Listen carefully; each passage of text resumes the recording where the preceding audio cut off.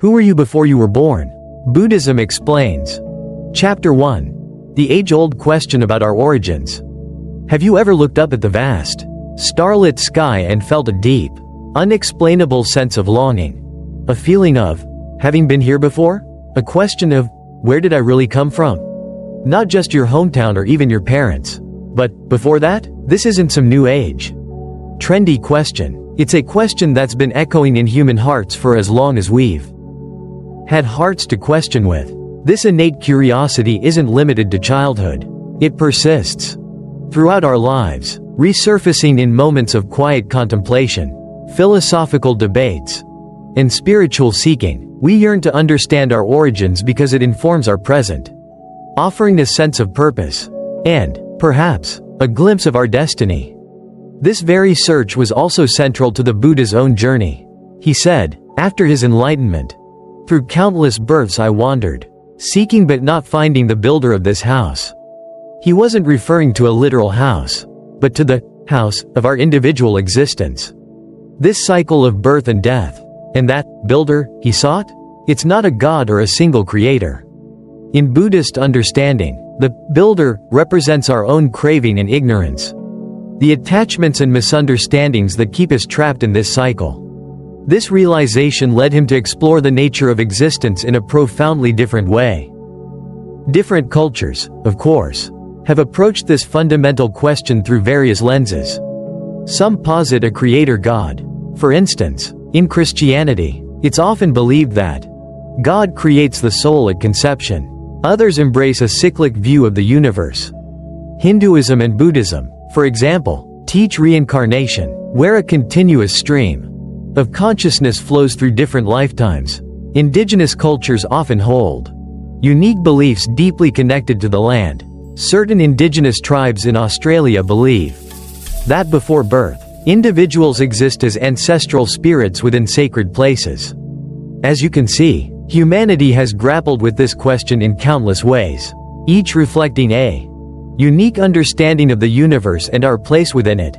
The Buddha, however, charted a distinct course. He neither pointed to a single, all-powerful creator, nor did he suggest that we arise randomly from nothingness. He found a middle way, avoiding the extremes of an eternal, unchanging soul on the one hand and complete randomness on the other. The Buddha was renowned for his noble silence when directly questioned about the ultimate beginning of existence. This silence wasn't due to a lack of knowledge, but rather because the question itself is inherently limited. It's akin to asking, what's north of the North Pole? The question operates within a framework that simply doesn't apply. The Buddha, instead, focused on what could be known and directly experienced, the reality of suffering, its cause, and the path to liberation, rather than engaging in metaphysical speculations that cannot be definitively answered. This emphasis on direct experience is key to understanding his teachings. One of the core ideas in Buddhism is that understanding unfolds gradually. The Buddha often used the analogy, like the ocean that gradually slopes. This teaching deepens step by step. This signifies that some truths are so profound that they cannot be grasped all at once. We approach them progressively, through dedicated practice and lived experience, not solely through intellectual contemplation. The Buddha presented a view of a beginningless cycle of existence, a continuous flow without a discernible starting point. But if there's no beginning, how does this intricate system operate? How does consciousness transition from one life to the next? We'll begin to explore these intricate questions in the next part. Chapter 2. Evidence for past lives. What if remembering past lives wasn't just a fantasy or a religious belief but something real? Something with evidence? That's what we're diving into now. And we'll start with the most extraordinary example, the Buddha himself. On the day of his death, on the night of his enlightenment, as he sat beneath the Bodhi tree, the Buddha's mind became incredibly clear and focused. With this clarity, he described recalling countless previous lives. Not vague impressions, but detailed memories. He remembered names, the families, clans he was born into, the food he ate, the experiences he had, both joyful and painful. He said, I remembered my many births. 1 birth, 2 births, 3 births, 4 births, many eons of cosmic evolution and devolution. This wasn't just a single past life. It was a vast, sweeping panorama of existence, stretching back through unimaginable time. This deep understanding of his own past lives became a cornerstone of his teachings. He understood suffering so deeply because he had experienced it in countless forms over countless lifetimes. But, you might be thinking, that's the Buddha. He was a unique enlightened being. True, but what about more ordinary people? What about evidence we can relate to today? Consider the research done at the University of Virginia's Division of Perceptual Studies. For over 50 years, they've been investigating cases of children who claim to remember past lives. Dr. Ian Stevenson, a psychiatrist and pioneering researcher in the field of reincarnation, meticulously documented these cases. He and his successor, Dr. Jim Tucker, have gathered over 2.500 cases from around the world, studying children who, typically between the ages of 2 and 6, spontaneously begin talking about a previous life. They interview the children and their families and rigorously try to verify the details the children provided, often traveling to the locations described and interviewing people who knew the deceased person the child claims to have been. It's important to note that this research, while extensive, has also faced challenges and criticism. Some skeptics argue that the children's memories could be influenced by suggestion, fantasy, or cultural beliefs. However, the researchers at UVA maintain that they take these criticisms seriously and strive to address them through rigorous methodology. What's striking is the consistency of these accounts across different cultures. These aren't just kids making up stories. Many of these children speak about details that are incredibly specific, names of people and places, details about a previous family, even how they died. In some cases, the children have been able to lead researchers to the places they described even though they'd never been there in their current life. Some children even speak languages they've never learned or display skills that are completely unexplained by their current circumstances. One well-documented case is that of Shanti Devi, a girl from India, from around the age of 4. She started talking about a previous life in a town called Mathura, which she had never visited. She gave the name of her previous husband, Kedar Nath, described their house, and even recounted details of her death after childbirth. When her family eventually contacted Kedar Nath, he confirmed that Shanti Devi's statements were remarkably accurate. She even recognized him and other members of her past family when they met. The accuracy of her statements, confirmed by multiple sources, presented a compelling case for the possibility of past life recall. But it's not just children who report these experiences.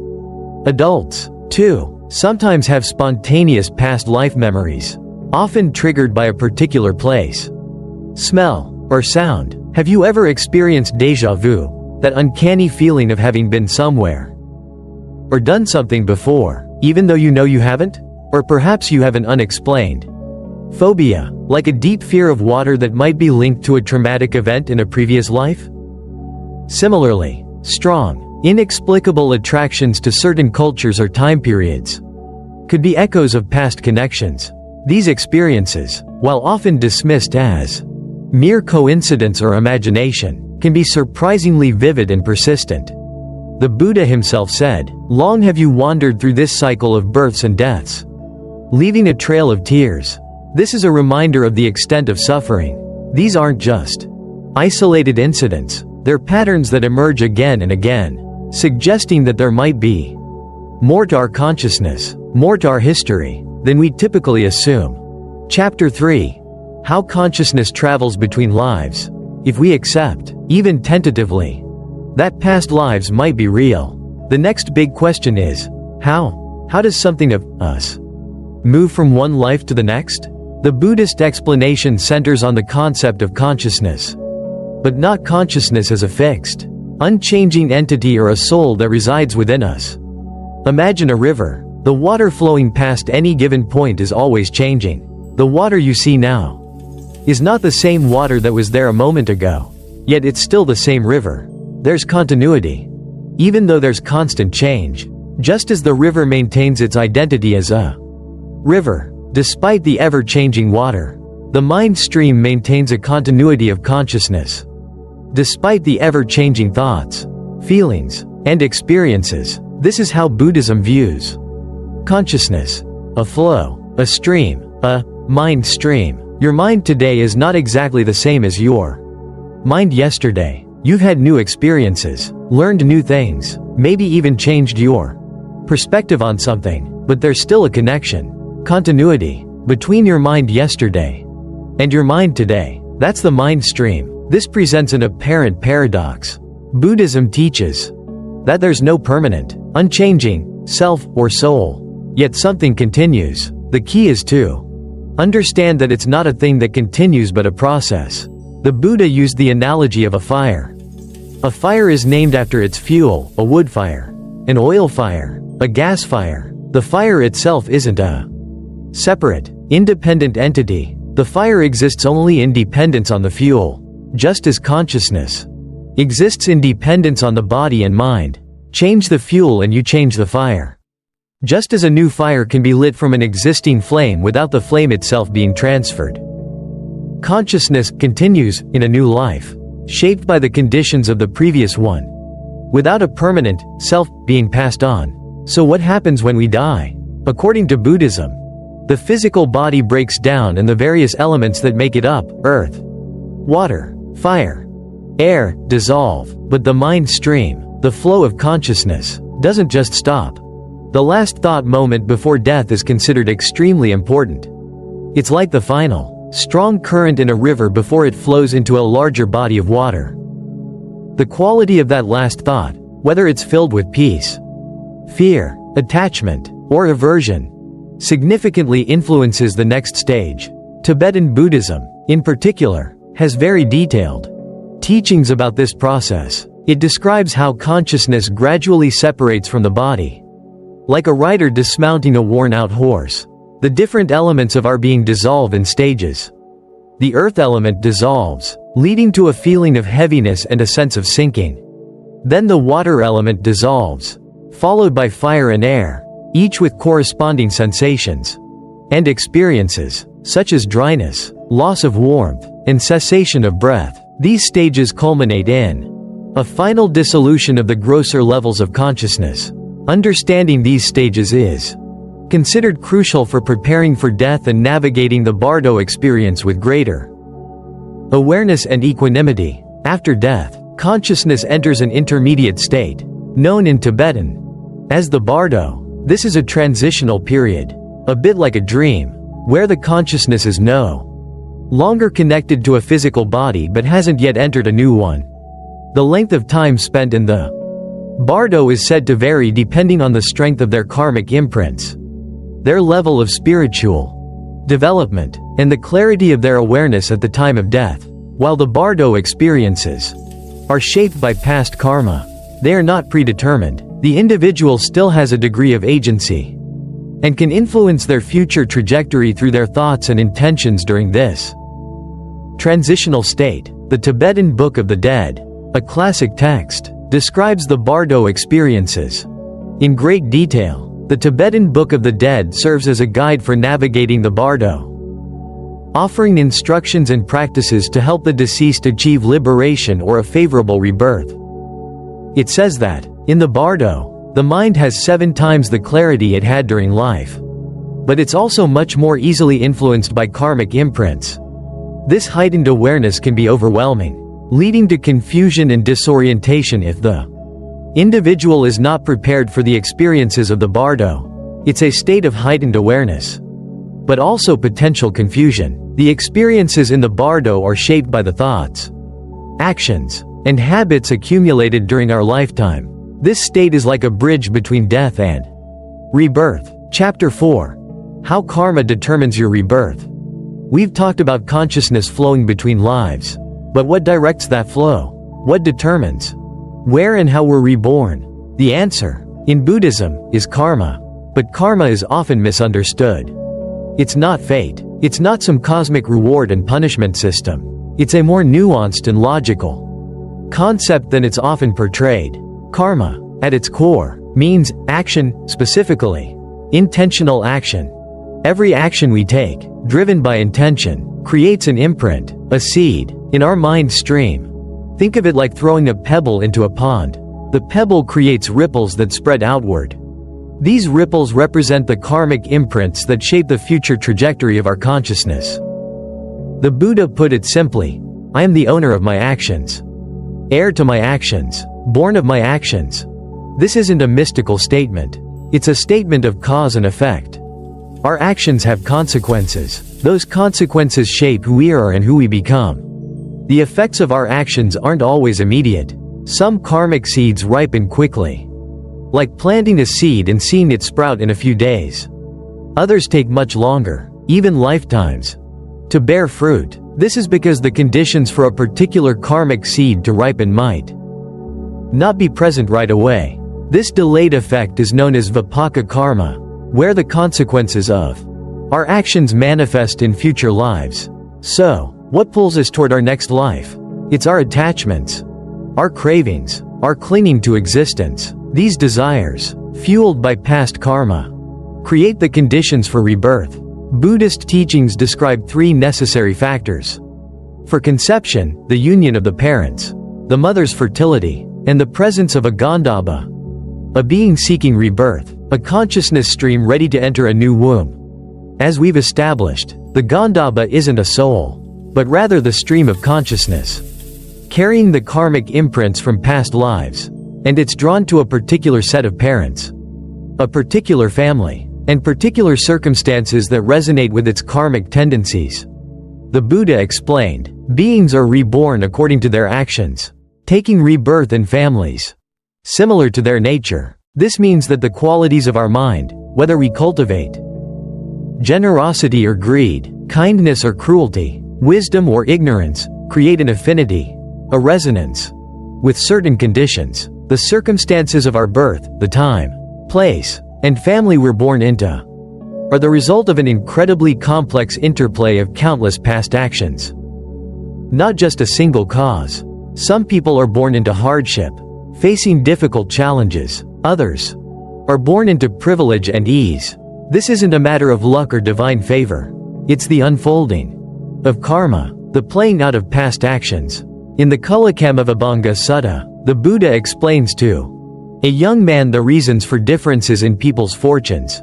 He describes how actions like harming others can lead to a short lifespan, while kindness can lead to longevity.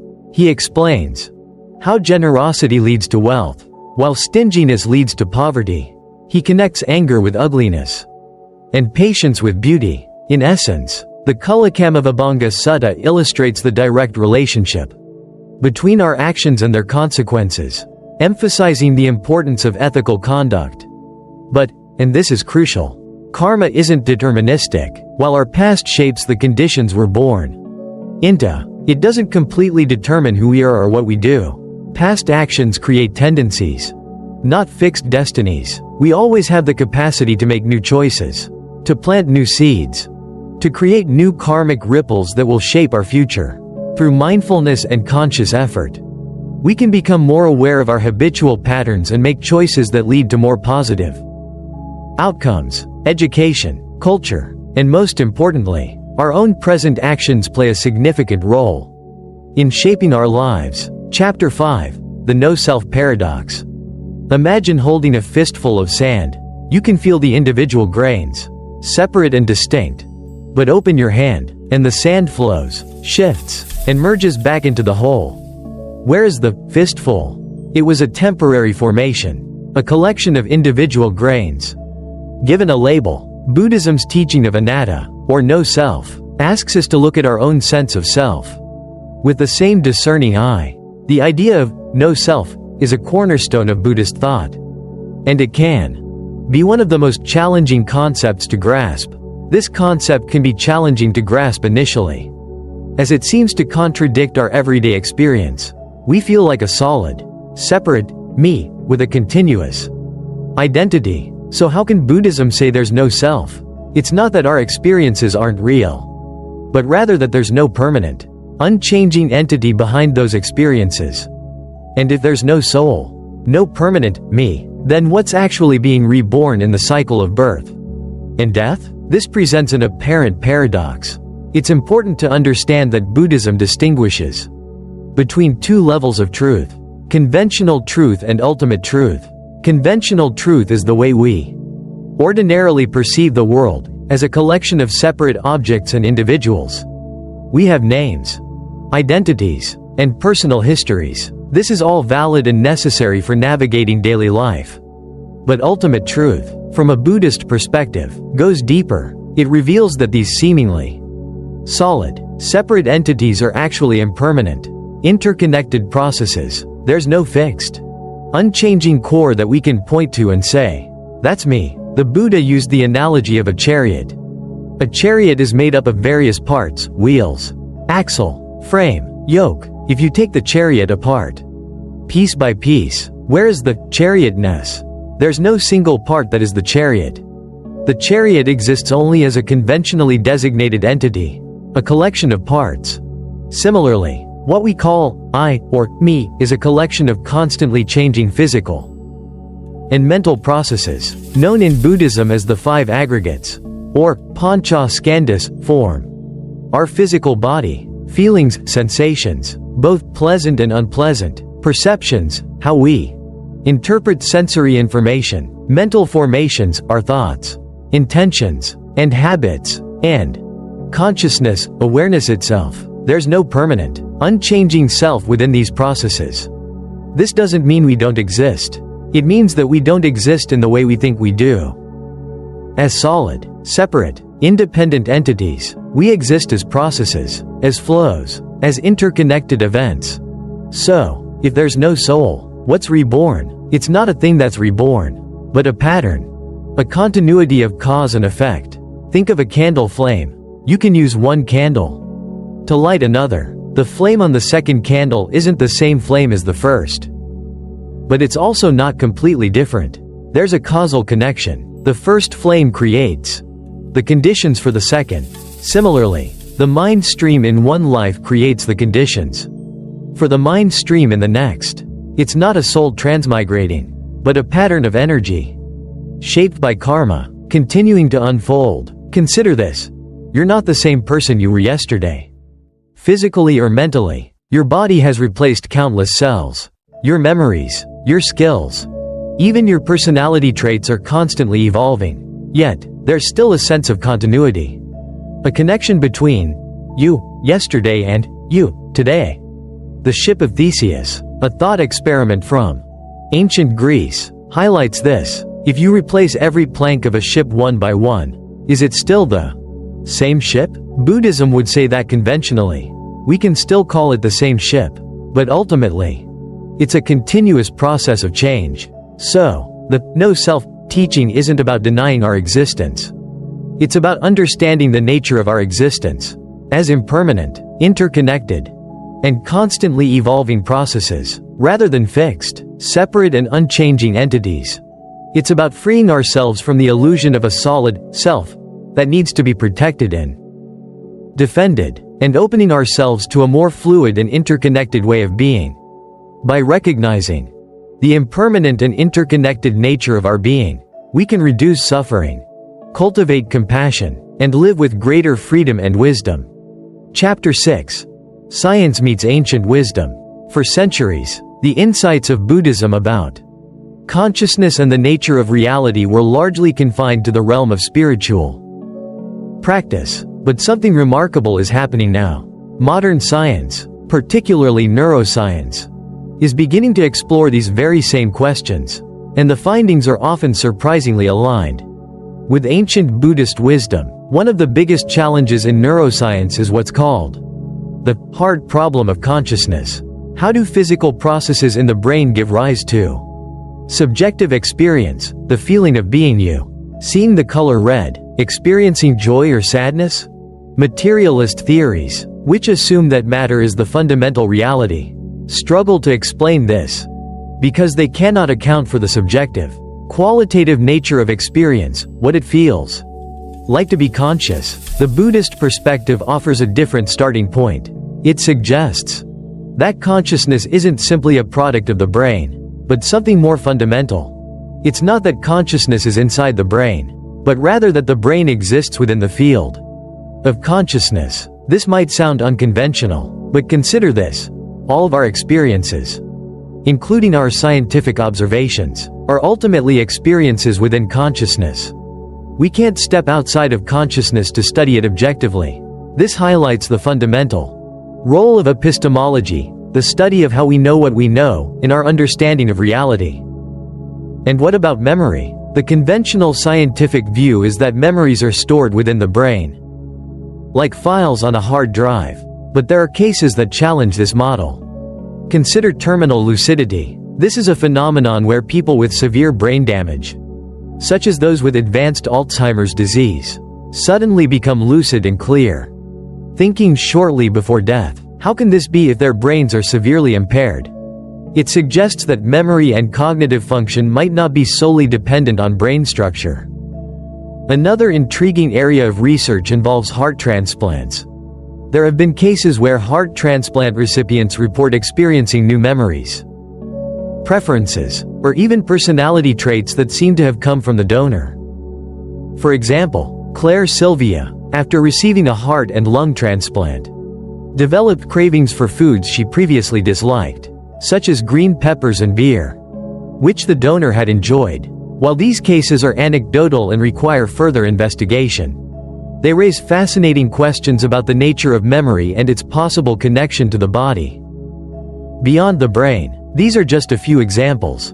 There's a growing field of research exploring non-local consciousness, the idea that consciousness might extend beyond the individual brain, perhaps interconnected in ways we don't yet fully understand. Near-death experiences, NDEs, reported by people who have been clinically dead and then revived, often share striking similarities across cultures, including feelings of leaving the body, encountering a bright light, and experiencing a sense of profound peace and interconnectedness. The emerging field of contemplative neuroscience is studying the effects of meditation and other contemplative practices on the brain. These studies show that regular meditation practice can actually change the structure and function of the brain, increasing gray matter in areas associated with attention, compassion, and self-awareness. This aligns with the Buddha's teaching on developing the divine eye, the ability to perceive subtle realities through refined awareness. Famous meditators like Matthew Ricard and Yongey Mingyur Rinpoche have participated in neuroscience research. This wasn't meant to be taken literally as a supernatural power, but as a description of heightened insight developed through practice. This insight arises from cultivating deep concentration, mindfulness, and wisdom, which allow one to perceive the subtle workings of karma and the interconnectedness of all things. What's exciting is that ancient Buddhist knowledge gained through centuries of introspection and contemplative practice is now finding echoes in cutting-edge scientific research. This isn't about proving Buddhism right with science. It's about a convergence of understanding, a meeting of two powerful ways of exploring the nature of reality. Chapter 7. Living with the knowledge of past lives. What if you knew, not just believed, but truly knew, that this life is just one chapter in a much longer story? How would that change the way you live, the way you face challenges, the way you treat others? Understanding rebirth, even tentatively, can bring a profound sense of freedom. The fear of death, that ultimate unknown, can begin to loosen its grip. Death becomes less an ending and more a transition, a change of scene in an ongoing drama. But it's not just about death, it's about life. It's about seeing our current struggles and joys in a much broader context. The difficulties we face aren't random punishments, but opportunities for growth, learning, and the working out of past karma. By facing them with awareness, compassion, and wisdom, we can transform their negative effects and create positive conditions for the future. The good things we experience aren't just lucky breaks, but the fruits of past positive actions. This understanding naturally fosters compassion. We begin to see all beings, not as strangers, but as fellow travelers on this long journey of birth and death. We've all been mothers, fathers, siblings, friends, and even enemies in countless past lives. This realization can dissolve the barriers of prejudice and hatred, and open our hearts to a deeper sense of connection. The Buddha advised, understanding rebirth. The wise person does good deeds that will be a support in the future. This isn't about earning heavenly rewards. It's about recognizing that our actions have consequences, not just in this life, but in lives to come. It's about cultivating qualities like generosity, kindness, patience, and wisdom, knowing that these will create positive conditions for ourselves and others, both now and in the future. So, how can we practically connect with this understanding of past lives? Meditation is a powerful tool. Certain meditation techniques, such as past life regression therapy or certain types of vipassana meditation, can help us glimpse the patterns and tendencies that we've carried over from past lives. However, it's important to note that not all Buddhist traditions accept these methods, and it's crucial to approach them with caution and guidance from a qualified teacher. Pay attention to the recurring patterns in your life. What are the challenges that keep showing up? What are the strengths you seem to naturally possess? These might be echoes of past experiences, karmic imprints playing out in your present life. Notice your intuitive attractions and aversions. Are you drawn to certain cultures, time periods, or activities? Do you have strong, unexplained fears or phobias?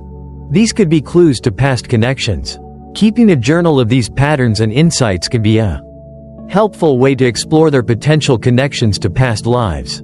The Buddha recommended 5 daily reflections to cultivate awareness and live with greater purpose. 1. I am of the nature to grow old. I cannot avoid aging. 2. I am of the nature to become ill. I cannot avoid illness. 3. I am of the nature to die. I cannot avoid death. 4. All that is dear to me and everyone I love are of the nature to change. I cannot avoid separation. 5. I am the owner of my actions, heir to my actions. Actions are the ground on which I stand. These reflections aren't meant to be negative or pessimistic. They're meant to awaken us to the preciousness of life, the impermanence of all things, and the importance of our choices.